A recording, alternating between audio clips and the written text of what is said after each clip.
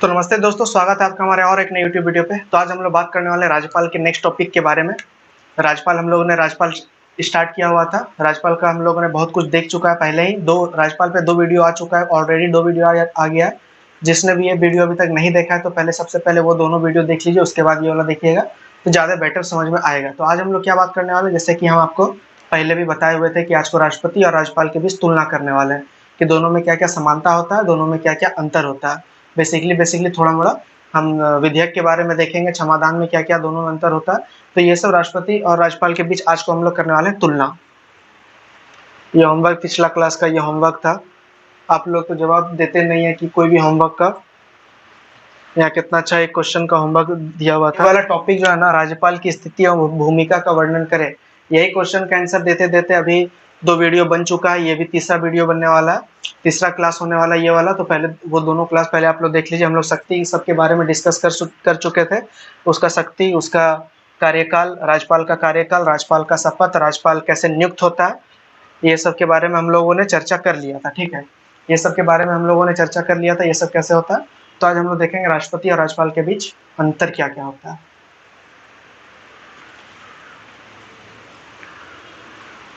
जो भी इस चैनल पे पहली बार आए हैं वो मेक श्योर चैनल को सब्सक्राइब करके बेल आइकन दबा लीजिए, क्योंकि इसी तरह का वीडियो हम आपके लिए लाते रहेंगे तो आपको नोटिफिकेशन मिलते रहेगा। अगर वीडियो पसंद आएगा तो वीडियो को लाइक कीजिएगा, और नहीं पसंद आएगा तो उसको डिसलाइक आप कर सकते हैं नीचे कमेंट बॉक्स में डाल के। देखिए,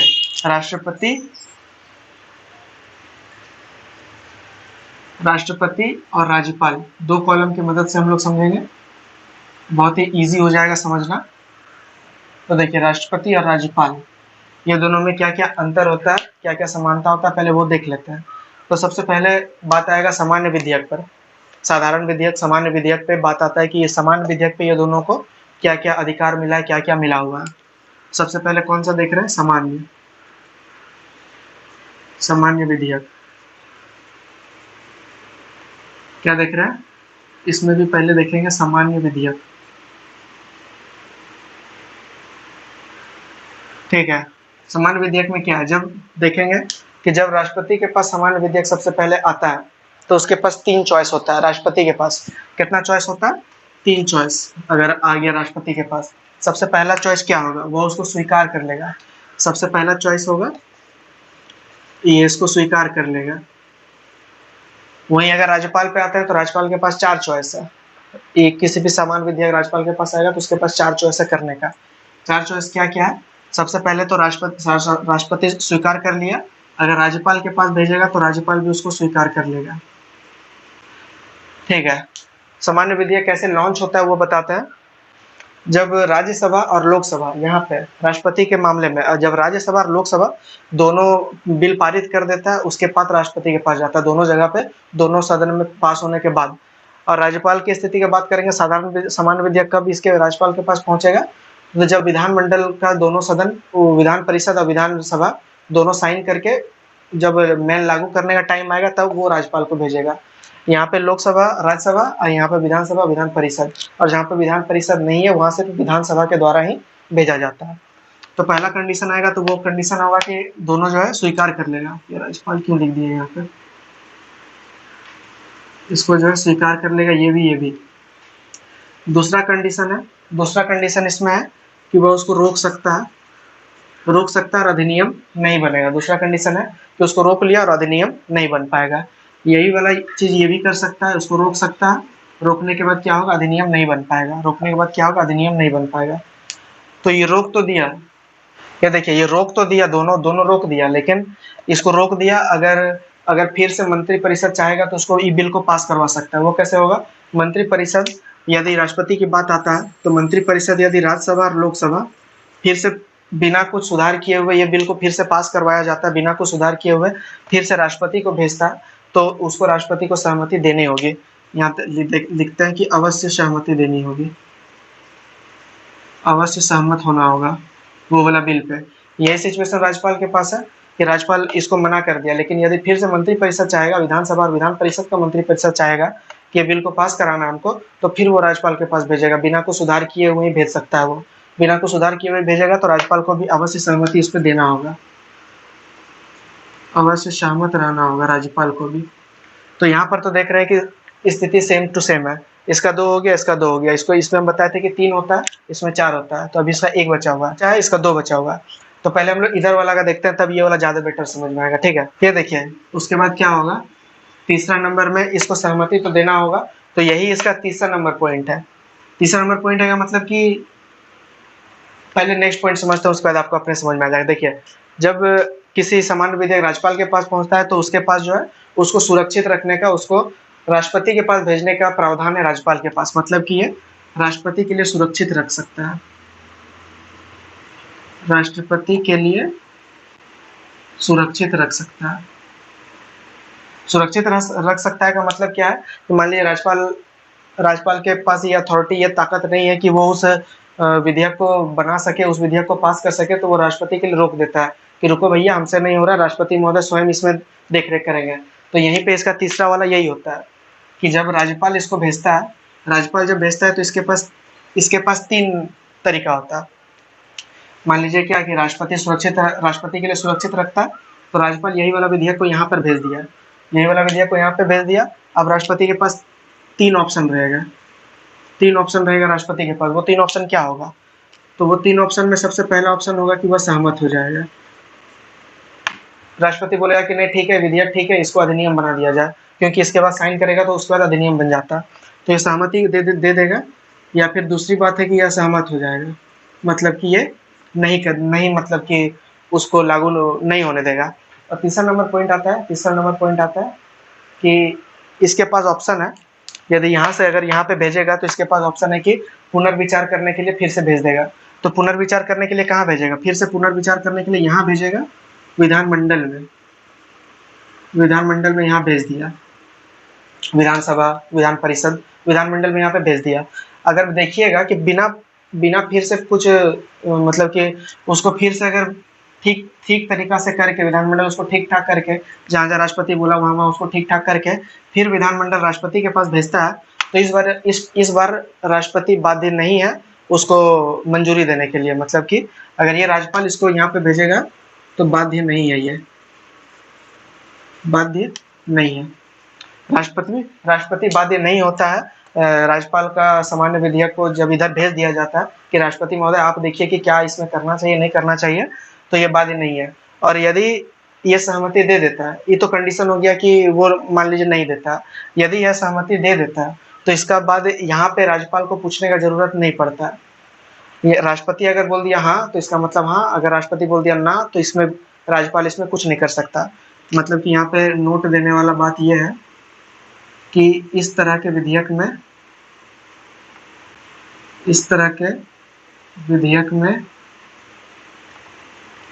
राज्यपाल की कोई भूमिका नहीं है, राज्यपाल की कोई भूमिका नहीं है। किस तरह के विधेयक में राज्यपाल की कोई भूमिका नहीं है, ये बस भेज दिया, राज्यपाल का कहानी वहीं पे खत्म हो गया। तो ये हो गया साधारण विधेयक के संबंध में। सामान्य विधेयक के संबंध में ये वाला चीज इसका हो गया। ठीक है, सबसे पहले क्या देखें, या तो राष्ट्रपति स्वीकार कर लेगा या राज्यपाल स्वीकार कर लेगा वो विधेयक को। फिर देखें कि या तो असहमत हो जाएगा, अधिनियम नहीं बनने देगा। उसके बाद देखें कि ये भी वही कर सकता है कि अधिनियम नहीं बनने दे सकता, रोक सकता है। उसके बाद देखें कि रोकने के बाद यदि पुनर्विचार करने के लिए अगर फिर से भेज देता राष्ट्रपति लोकसभा राज्यसभा में कि फिर से पुनर्विचार करके देखो तुम लोग क्या होता है नहीं होता, यदि पुनर्विचार करके उसमें सुधार लाता है, यदि सुधार नहीं भी लाता है तो भी राष्ट्रपति को दोबारा उसको साइन करना होगा, उसको स्वीकार करना होगा। यही सिचुएशन राज्यपाल के साथ भी है, बिना साइन किए हुए, बिना उसमें संशोधन किए हुए भी अगर भेज देता है तो भी उसको राज्यपाल को स्वीकार करना होगा। और नेक्स्ट पॉइंट आता है कि जब ये राज्यपाल जब कोई भी विधेयक को सुरक्षित कर लेता है राष्ट्रपति के लिए, तो राष्ट्रपति या तो सहमत होगा या असहमत होगा, या तो उसको पुनः परिवर्तन करने के लिए भेजेगा। परिवर्तन करके इस बार जो आएगा इसमें राष्ट्रपति बाध्यकारी नहीं है कि उसमें साइन सिग्नेचर करना ही पड़ेगा। ठीक है, एटो करने के बाद इसका जो है रोल खत्म हो जाता है। यहाँ तक सबको समझ में आ गया होगा। जहाँ किसी को नहीं समझ में आया होगा, वो ऐसा तो हो ही नहीं सकता कि समझ में नहीं आया होगा। ठीक है, नहीं समझ में आया होगा तो आप टेलीग्राम पे, हमारे डिस्क्रिप्शन में हमारे टेलीग्राम का लिंक, हमारे वेबसाइट का लिंक, हमें सब कुछ मिल जाएगा। वहाँ पर से जाके आप हमारे टेलीग्राम को ज्वाइन कर लीजिए। कहीं भी प्रॉब्लम आता है या फिर कोई विशेष टॉपिक पे आपको कोई नोट्स चाहिए या फिर विशेष टॉपिक पे वीडियो चाहिए तो हम आपको वहाँ पे बना के दे देंगे। ठीक है, और एक बात, पिछला क्लास में जैसे कि हम आपको कॉपी में पढ़ा रहे थे, और इस क्लास में हम आपको बोर्ड पे बता रहे हैं, तो आप कमेंट करके जरूर ये बताइएगा कि बोर्ड सही रहेगा या कॉपी सही रहेगा, दोनों में से आपको किस में ज़्यादा सूटेबल लगता है पढ़ने में।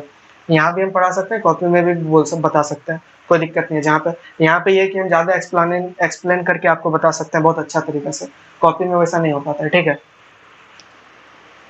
धीरे धीरे करके करेंगे सब कुछ। तो ये वाला समझ समान विद्या के संबंध में आ गया। आप देखते हैं हम लोग वित्त विद्या के संबंध में क्या क्या प्रावधान है ये लोग दोनों के पास। राज्यपाल का ये तीसरा क्लास है, जिसने भी 2 क्लास नहीं किया है वो पहले 2 क्लास कर लीजिए, और इसके बाद भी राज्यपाल का 1 क्लास और आने वाला है, जिसमें कि सिर्फ आर्टिकल के हिसाब से राज्यपाल को बताएंगे। उससे क्या होगा कि पूरा का पूरा अभी तक जितना राज्यपाल पढ़े हैं वो पूरा का पूरा एक बार रिवाइज हो जाएगा। ग्रेजुएशन में बहुत फायदा होगा, और कम्पिटिटिव एग्जाम में तो ये फायदा होगा ही। एक बार यहाँ से राज्यपाल पढ़ लेने के बाद फिर पढ़ने का जरूरत नहीं पड़ेगा। समान विद्या हम लोग पढ़ लिए हैं। अब हम लोग देखते हैं धन विद्या के संबंध में क्या क्या बात आता है। धन विद्या, समान विद्या, साधारण विद्या के संबंध में दोनों जगह का समझ गए हम लोग। अब देखते हैं धन विद्या के संबंध में, जल्दी जल्दी थोड़ा फास्ट लेके चलते हैं, क्योंकि पिछला जैसा है सेम टू सेम ये इसमें भी वही है, बस इसमें एक पॉइंट चेंज है जो कि बहुत इंपॉर्टेंट पॉइंट चेंज है। पहला नंबर में आएगा या तो वो स्वीकार कर लेगा, अगर धन विधेयक राष्ट्रपति के पास आएगा या तो वो स्वीकार कर लेगा। दूसरा नंबर पॉइंट है या तो वो असहमति दे देगा, असहमति देगा, और राज्यपाल में भी यदि वो आएगा तो यह असहमति दे सकता है।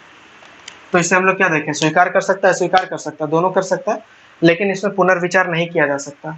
मतलब कि जिस प्रकार हम लोग धन साधारण विधेयक के संबंध में देखे थे कि यदि राष्ट्रपति को पसंद नहीं आया तो वो फिर से पुनः घुमा देता था, तो लेकिन उसको घुमाने का प्रावधान अब राष्ट्रपति के पास या राज्यपाल के पास, दोनों के में से किसी के पास घुमाने का प्रावधान नहीं है कि घुमाओ फिर से देख लेंगे क्या है नहीं है। देखिए यहाँ तक समझ में आ गया कि स्वीकार करता है और स्वीकार अस्वीकार दोनों कर सकता है उसको, लेकिन घुमा नहीं सकता है। तो यहाँ पे नोट वाला पॉइंट तो यही है कि राष्ट्रपति घुमा नहीं सकता, और यहाँ पे नोट वाला पॉइंट यही है कि धन विधेयक के संबंध में घुमा नहीं सकता, घुमा नहीं सकता।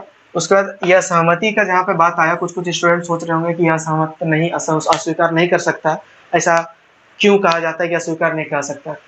क्योंकि जब ये पास होता है तो सबसे पहले राष्ट्रपति को बताया जाता है कि हम लोकसभा राज्यसभा में जो है धन विधेयक से संबंधित कुछ लेके आ रहे हैं, तो पहले पुनर्विचार, पहले राष्ट्रपति को पता रहता है कि धन विधेयक आने वाला है, तो इसीलिए उसको पुनर्विचार नहीं करने के लिए भेजता है।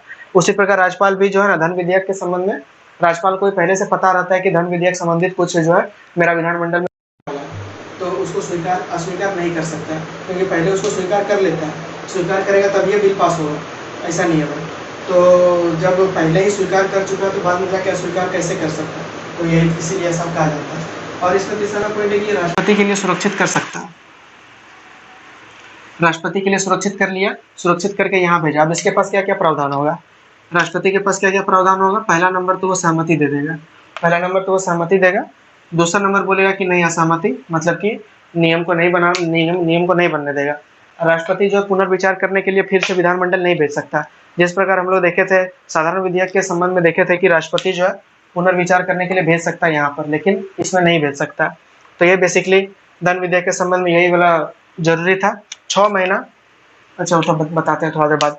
अब धन विधेयक के संबंध में समझ में आ गया होगा, बहुत ईजी था यह धन विधेयक। उसके बाद क्या है, ये लोग को पहले नोटिफाई कर दिया जाता है राष्ट्रपति राज्यपाल को कि सदन में जो है हम धन विधेयक संबंधित लेके आ रहे हैं। ठीक है, तो धन विधेयक खत्म हो गया। धन विधेयक के बाद हम लोग आगे वाला टॉपिक देखेंगे। अब हम लोग देखते हैं अध्यादेश के बारे में, राष्ट्रपति और राज्यपाल के बीच अध्यादेश में क्या क्या समानता होता है, क्या क्या उसका बीच अंतर होता है। ठीक है,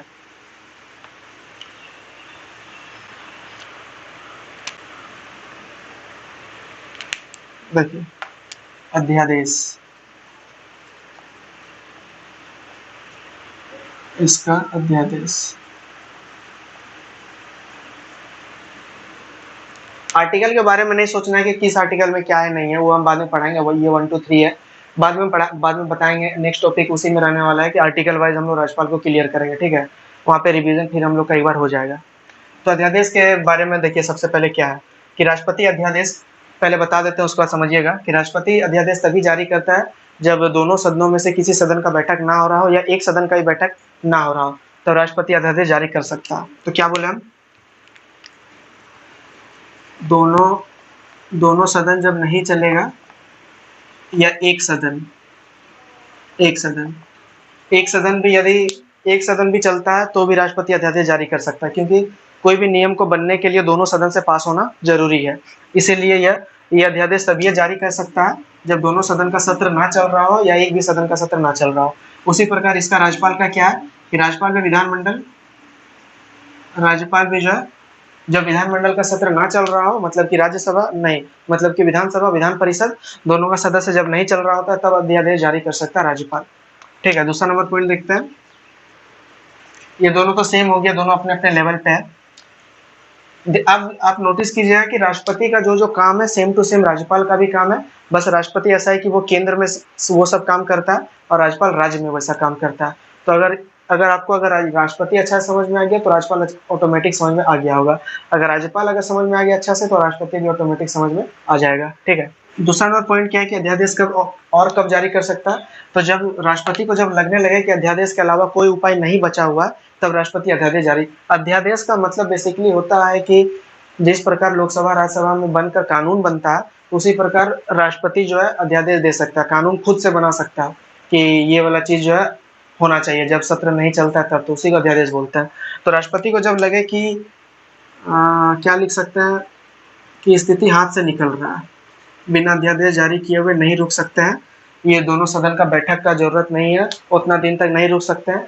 तो जब हाथ से परिस्थिति कोई किसी भी सिचुएशन में अगर हाथ से परिस्थिति निकल रहा है तो राष्ट्रपति अध्यादेश जारी कर सकता है। यहाँ पे भी सेम टू सेम वही बात है कि हाथ से निकल जाएगा तो राज्यपाल जो है अपना वो अध्यादेश जारी कर सकता है। अध्यादेश जो जारी करता है राष्ट्रपति वो कितना ताकतवर होता है वो देखते हैं। ऐसा तो नहीं है कि राष्ट्रपति बोल दिया तो काम होगा कि नहीं होगा, ऐसा तो नहीं है ना। तो देखिए कितना ताकतवर होता है राष्ट्रपति का अध्यादेश जो होता है ना।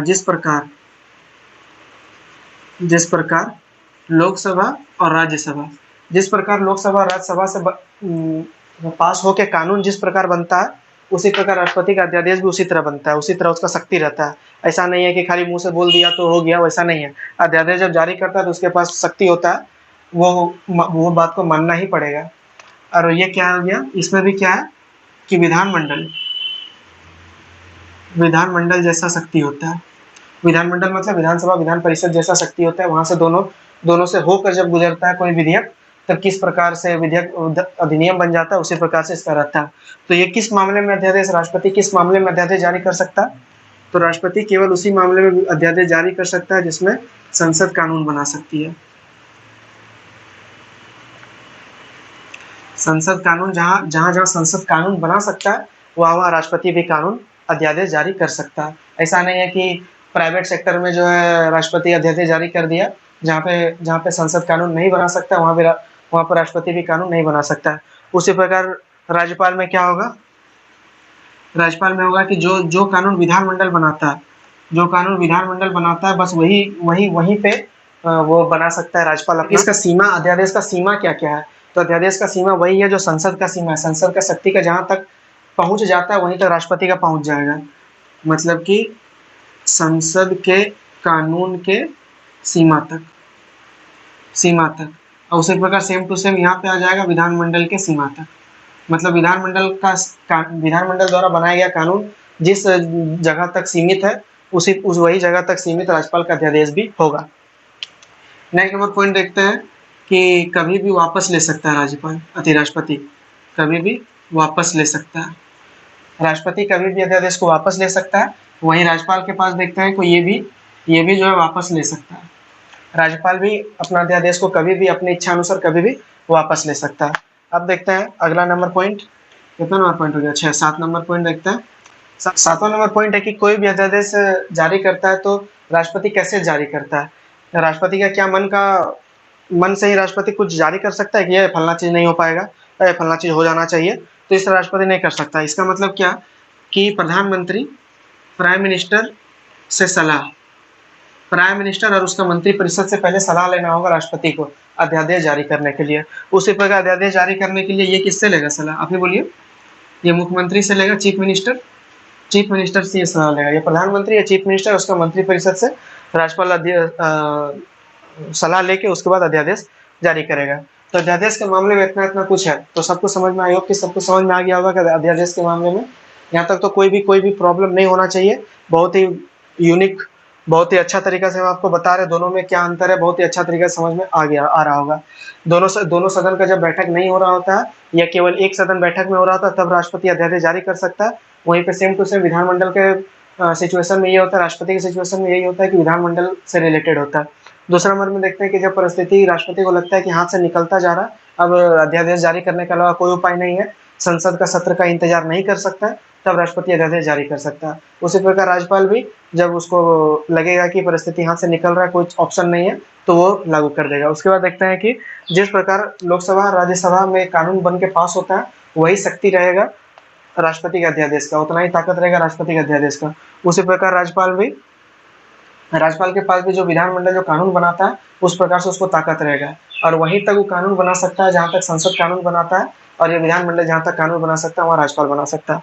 तो बस यही सब था, प्रधानमंत्री की सलाह से वो करेगा अध्यादेश, चीफ मिनिस्टर है उसके मंत्रिपरिषद के सलाह से अध्यादेश जारी करेगा। तो अध्यादेश के मामले में दोनों एकदम क्लियर थॉट हो गया होगा, एकदम कोई दिक्कत वाली बात नहीं होगा। फटाफट ही चैनल को एकदम सब्सक्राइब कर लीजिए, जो भी नए हैं। हम आपको ग्रेजुएशन के हिसाब से पढ़ा रहे हैं। ग्रेजुएशन ये तो बहुत हाई लेवल, मतलब कि राज्यपाल में कुछ भी जो है नहीं छूटा है, कुछ भी राज्यपाल में नहीं छूटेगा। 4 क्लास राज्यपाल को 4 क्लास में पढ़ना तो कोई मामूली बात थोड़ा है। 4 क्लास में पढ़ लेने के बाद क्या कैसे छूट सकता है, कुछ भी नहीं छूटेगा। तो इसीलिए जो है आपका या तो ग्रेजुएशन में ऑनर्स क्यों ना हो या कॉम्पिटिटिव लेवल में राज्यपाल से कुछ क्वेश्चन क्यों ना आ जाए, तो आप एकदम हल करने के लिए सक्षम रहेंगे, एकदम सजे रहेंगे। इसीलिए चैनल को सब्सक्राइब करके बेल आइकन दबा लीजिए ताकि इस तरह का वीडियो कुछ भी आता रहे। राष्ट्रपति में क्षमादान में क्या क्या शक्ति है वो हम लोग देख लेते हैं। एक लास्ट यही बचा हुआ है क्षमादान। क्षमादान में ये दोनों क्या क्या कर सकते हैं, क्षमादान में क्या क्या कर सकते हैं। सबसे पहले तो ये समझिए कि क्षमादान राष्ट्रपति या राज्यपाल उसी व्यक्ति को करेगा जो कि संसद जो कानून बनाया हुआ है उसको अगर वो कोई व्यक्ति तोड़ेगा। उसी प्रकार राज्यपाल वही उसी को कम कर सकता है जो विधानमंडल जिसमें कानून बनाएगा, विधि को जो तोड़ेगा। मतलब कि पहला नंबर पॉइंट हो गया कि संसद द्वारा बना कानून टूटना चाहिए, वही चीज यहाँ पे क्या होगा, विधानमंडल द्वारा टूटना चाहिए। उतना नहीं लिखता क्योंकि हम तो समझा के बता ही रहे हैं, उतना समझ में तो आ ही जाएगा। संसद जो कानून बनाता है वो टूटना चाहिए, विधानमंडल जो कानून बनाता है वो टूटना चाहिए, तभी वो दोषी को जो है कुछ कर सकता है। दूसरा नंबर पॉइंट है कुछ कर सकता है का क्या मतलब है, तो वो जो है दंड को क्षमा कर सकता है, दंड को कम कर सकता है, और दंड को खत्म कर सकता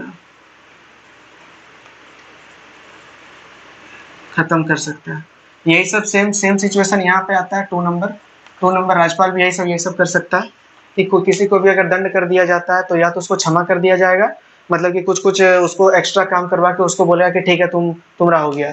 जिस प्रकार मम्मी लोग पकड़ लेती है तो मम्मी लोग नहीं बोलती है क्षमा करेंगे तब ये तुमको, जब तुम 2 घंटा पढ़ लेगा या फिर 1 घंटा पढ़ लेगा या ये काम कर लेगा।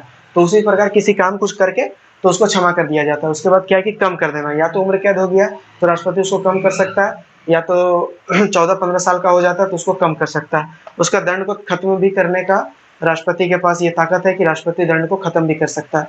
अभी फांसी वाला बताएंगे। अच्छा, राज्यपाल के पास भी यही सेम टू सेम होता है, लेकिन जो विधानमंडल बनाता है उसी के ऊपर से।